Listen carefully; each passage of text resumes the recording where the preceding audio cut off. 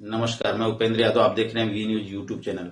19 मई को भारतीय social media पर उस समय हलचल मच गई जब सेना की पश्चिमी कमान द्वारा साझा किए गए एक वीडियो में पाकिस्तान की परमाणु क्षमता वाली शाहीन बैलिस्टिक मिसाइल को भारत के S-400 एयर डिफेंस सिस्टम द्वारा मार गिराने का दावा किया गया। यह वीडियो ऑपरेशन सिंदूर के संदर्भ में जारी किया गया था, एक सैन्य कार्रवाई जिसमें पाकिस्तान के आतंकी संगठन पर सर्जिकल स्ट्राइक की गई थी। हालांकि वीडियो को अगले ही दिन हटा लिया गया। सेना के सूत्रों ने सफाई दिया कि वीडियो में दिखाई गई मिसाइलों की तस्वीरें प्रतीकात्मक थीं और गलती से शाहीन मिसाइल की ओपन सोर्स तस्वीर का उपयोग हो गया था। पाकिस्तान ने इस दावे को निराधार करार देते हुए भारतीय मीडिया पर झूठी खबरें फैलाने का आरोप लगाया। पाकिस्तानी विदेश मंत्रालय ने कहा कि जब भारतीय सेना को अपनी गलती का एहसास हुआ तब वीडियो को हटा लिया गया, लेकिन तब तक मीडिया में यह खबर फैल चुकी थी। भारत की पश्चिमी कमान ने एक्स पर पोस्ट करते हुए कहा था, दुश्मन की मिसाइल बेअसर हो गई है। भारतीय सेना आग की अभेद दीवार इस वीडियो में ब्रह्मोस, पिनाका और स्मर्च जैसे भारत के प्रतीकात्मक हथियार सिस्टम को भी दिखाया गया था। इसके तुरंत बाद सीडीएस जनरल अनिल चौहान और सेना प्रमुख जनरल उपेंद्र द्विवेदी ने अग्रिम चौकियों का दौरा कर स्थिति का जायजा लिया। इस घटनाक्रम ने भारत पाक संबंधों में एक बार फिर तनाव की स्थिति पैदा कर दी है।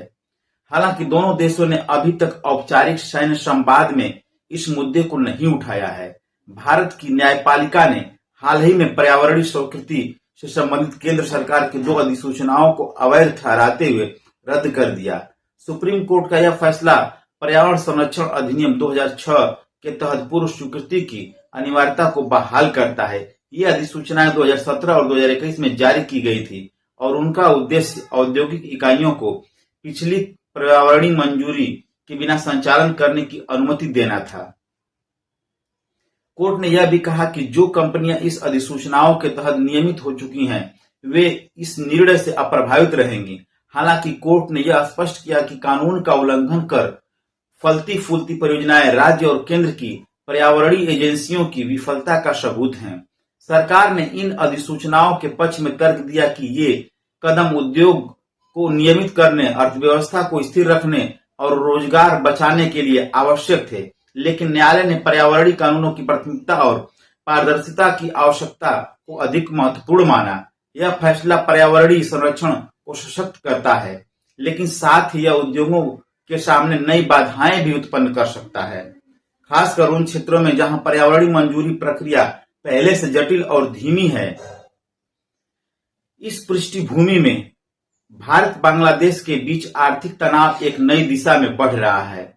विदेश व्यापार महानिदेशक ने हाल ही में बांग्लादेश से रेडीमेड गारमेंट और अन्य निर्दिष्ट वस्तुओं के आयात पर प्रतिबंध लगाने की घोषणा की है। इस फैसले को बांग्लादेश के अंतरिम सरकार की चीन के प्रति झुकाव और भारत विरोधी रुख से जोड़कर देखा जा रहा है। बांग्लादेश के कार्यवाहक प्रधानमंत्री मोहम्मद यूनुस ने मार्च में अपनी चीन यात्रा के दौरान भारत के पूर्वोत्तर क्षेत्रों को स्थल रुद्ध बताया था और बांग्लादेश के जरिए चीन की पहुंच की वकालत की थी। इससे नई दिल्ली में असहजता बढ़ी, खासकर जब यह बयान ऐसे समय में आया जब बांग्लादेश की राजनीति में अस्थिरता और अंतरिम सरकार की वैधता पर भी सवाल उठ रहे हैं। यूनुस सरकार ने पाकिस्तान समर्थक बयानों और अवामी लीग पर लगे प्रतिबंध ने भी भारत की चिंताओं को और गहरा किया है। भारत अब बांग्लादेश में अन्य राजनीतिक दलों के साथ संपर्क बनाकर यह सुनिश्चित करना चाहता है कि चुनावी समय पर और निष्पक्ष तरीके से हो। नई दिल्ली को चाहिए कि वह व्यापारिक प्रतिबंधों के बजाय कूटनीतिक माध्यमों से अपनी नाराजगी व्यक्त करे, ताकि बांग्लादेश के भीतर भारत विरोधी भावना को बढ़ावा न मिले और सुरक्षा की दृष्टि से भारत के पूर्वोत्तर में अस्थिरता न फैले। भारतीय सेना ने मंगलवार यानी 20 मई शाम को शिरोमणि गुरुद्वारा प्रबंध समिति के इस दावे की पुष्टि किया कि हाल ही में भारत पाकिस्तान सैन्य संघर्ष के दौरान अमृतसर में स्वर्ण मंदिर के परिसर में कोई हवाई रक्षा दल तैनात नहीं की गई थी। विशेष रूप से सेना का स्पष्टीकरण प्रभावी रूप से सेना के वायु रक्षा महानिदेशक lieutenant general Sumer Ivan D'Cunha के सोमवार को समाचार एजेंसी एएनआई को दिए गए बयान को नकारता है, जिसमें उन्होंने पाकिस्तान से हवाई खतरों को बेअसर करने के लिए स्वर्ण मंदिर में एयर डिफेंस गन की तैनाती के बारे में बात की थी। लेफ्टिनेंट जनरल डी कुन्हा की टिप्पणी पर मंगलवार को पंजाब और हिमाचल प्रदेश के गुरुद्वारों और सिख संस्थानों का प्रबंधन करने वाली प्राथमिक प्रशासनिक संस्था एसजीपीसी ने कड़ी प्रतिक्रिया दी। इसने कहा कि सेना को हथियार तैनात करने की ऐसी कोई अनुमति नहीं दी गई थी।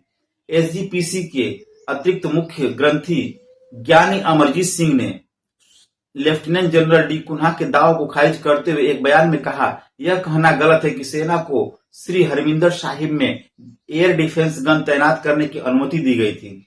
ऐसा कोई अनुमति नहीं दी गई थी और ऐसा कोई तैनाती नहीं हुई थी। हालांकि मंगलवार की शाम को भारतीय सेना के सूत्रों ने लेफ्टिनेंट जनरल डी कुन्हा द्वारा किए गए दावों को कुछ मीडिया रिपोर्ट्स का हिस्सा बताया और स्पष्ट किया कि स्वर्ण मंदिर में कोई हवाई रक्षा बंदूक तैनात नहीं की गई थी।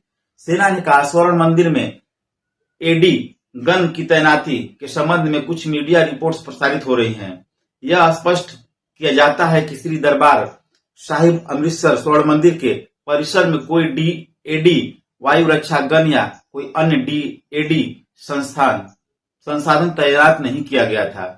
एएनआई को दिए गए अपने साक्षात्कार में लेफ्टिनेंट जनरल डी कुन्हा ने कहा था, यह बहुत अच्छा था कि स्वर्ण मंदिर के मुख्य ग्रंथी ने अपने एयर डिफेंस गन तैनात करने की अनुमति दी। यह संभवतः कई वर्षों से पहली बार है कि उन्होंने स्वर्ण मंदिर की रोशनी बंद कर दी ताकि हम ड्रोन को आते हुए देख सके। स्वर्ण मंदिर के अधिकारियों से अभूतपूर्व सहयोग तब मिला जब उन्हें खतरे की गंभीरता के बारे में जानकारी दी गई, जिसके बाद बंदूकें तैनात की गई। उन्होंने दावा किया कि स्वर्ण मंदिर के पदाधिकारियों ने यह महसूस करने के बाद कि वहां संभावित खतरा है, सशस्त्र बलों के साथ सहयोग किया। उन्होंने दावा किया, हमें अंतर्राष्ट्रीय ख्याति के स्मारक की सुरक्षा के लिए बंदूकें तैनात करने की अनुमति दी, जिससे देखने हर दिन सैकड़ों और हजारों लोग आते हैं। इसलिए इन तोपों को तैनात किया गया और स्वर्ण मंदिर की रोशनी बंद कर दी गई ताकि हम ड्रोन को आते हुए स्पष्ट रूप से देख सकें। इससे हमें आसमान में अधिक स्पष्टता मिली, क्योंकि जैसे ही आपको रोशनी दिखाई देती थी, आप जानते थे कि किससे भिड़ना है। सोमवार को अमृतसर स्थित सेना की 15वीं इन्फेंट्री डिवीजन ने आधिकारिक मीडिया ब्रीफिंग में लेफ्टिनेंट जनरल डी कुन्हा के कई दावों की पुष्टि की। पाकिस्तान से गिराए गए ड्रोन और मिसाइलों के बारे में जानकारी देते हुए इसने दावा किया कि भारतीय L-17 वायु रक्षा प्रणाली और आकाश मिसाइल सिस्टम का इस्तेमाल स्वर्ण मंदिर और पंजाब के अन्य स्थानों पर हवाई खतरों को बेअसर करने के लिए किया गया था। इससे पहले 15वीं इन्फेंट्री डिवीजन के general officer commanding major general Kartik C Seshadri ने एनआई को बताया था कि पाकिस्तान से आए ड्रोन और मिसाइल का लक्ष्य विशेष रूप से स्वर्ण मंदिर था, लेकिन भारतीय सेना ने हमारे पवित्र स्वर्ण मंदिर पर एक खरोच भी नहीं आने दी।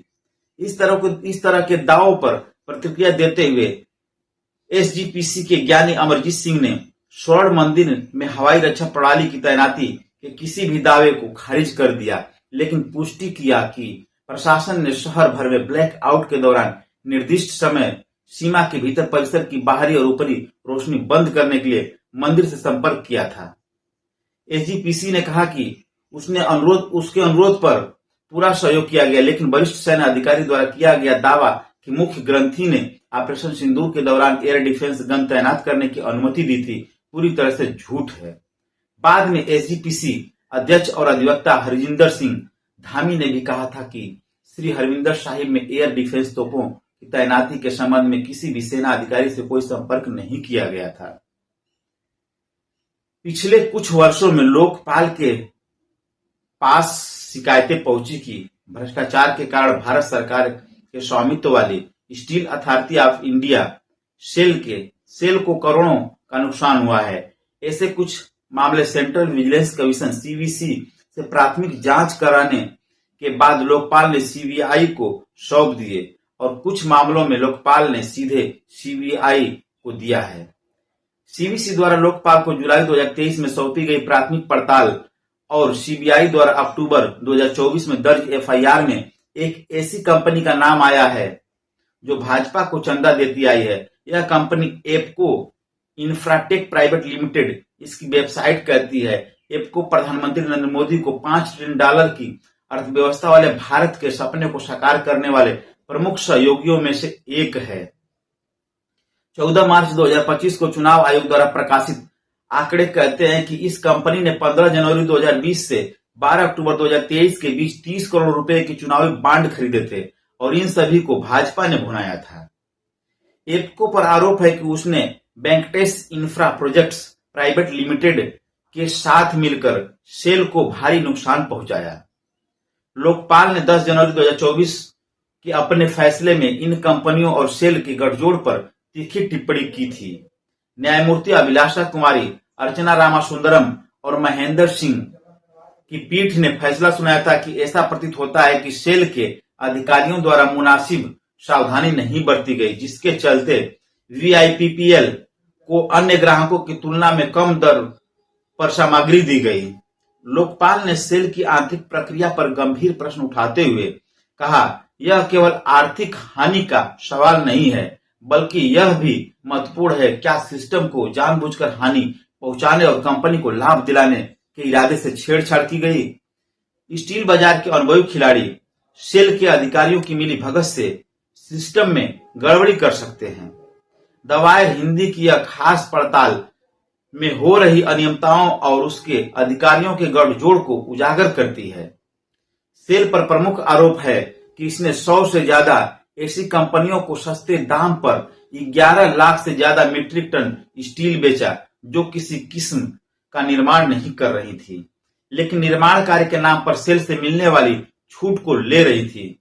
यही नहीं, कंपनियां सेल से कम दाम में खरीदे गए स्टील को महंगे दर पर अन्य कंपनियों को बेच रही थी। सेल एमओयू के तहत स्टील खरीदने वाली कंस्ट्रक्शन कंपनी को ब्याज रहित ऋण देती है। यदि कोई कंपनी इस सुविधा का लाभ नहीं लेती तो उसे उतनी राशि की छूट जाती है। लोकपाल के पास गई शिकायतों के अनुसार इस अनियमितता से सेल को 400 करोड़ से अधिक का नुकसान हुआ है। जांच संस्थाओं की पड़ताल के अनुसार इस कथित अनियमितता की प्रमुख लाभार्थी वीआईपीपीएल है, जो इस कंपनी से जुड़े भ्रष्टाचार के आरोप में एप्को की भूमिका में है। यह कहानी शुरू होती है जब एप्को द्वारा जारी एक प्रमाण पत्र के आधार पर सेल ने 20 अक्टूबर 2020 को वीआईपीपीएल को एक साल में 1.5 lakh metric ton steel supply करने का करार किया। वीआईपीपीएल पर आरोप है कि यह कंस्ट्रक्शन कंपनी नहीं थी, फिर भी उसे कंस्ट्रक्शन कंपनी से अधिक छूट मिली। करार के मुताबिक वीआईपीपीएल इस स्टील का प्रयोग निर्माण कार्यों के लिए करना था, लेकिन क्या वीआईपीपीएल ने ऐसा किया? दरअसल वीआईपीपीएल कोई निर्माण कार्य नहीं कर रही थी। जांच संस्थाओं के मुताबिक इसने सस्ते दाम में सेल से स्टील लेकर बाजार में ऊंचे दरों में बेच दिया। ऐसा लेकिन क्यों हुआ? क्या इस सेल को इस कंपनी के बारे में नहीं पता था? सीवीसी की जांच कहती है कि सेल के अधिकारियों ने वीआईपीपीएल के साथ करार करने के पहले इस कंपनी की जांच नहीं की। वीआईपीपीएल का गठन 12 अक्टूबर 2020 को हुआ था, यानी सिर्फ 8 दिन पहले कंपनी ने देश के शीर्ष इस्पात कंपनी के साथ बड़ा करार कर लिया था। सेल की दलील थी कि वीआईपीपीएल कंस्ट्रक्शन का काम करती है या नहीं, इसकी जांच इसलिए नहीं की गई क्योंकि सेल को एमओयू की नीति में इसका कोई प्रावधान नहीं है। इसके जवाब में सीवीसी ने कहा, यह कंपनी सेल की स्थापित ग्राहक नहीं थी। वीआईपीपीएल द्वारा प्रस्तुत दस्तावेजों पर आंख मूंद कर भरोसा करने के बजाय उचित सतर्कता अपनानी जानी चाहिए थी।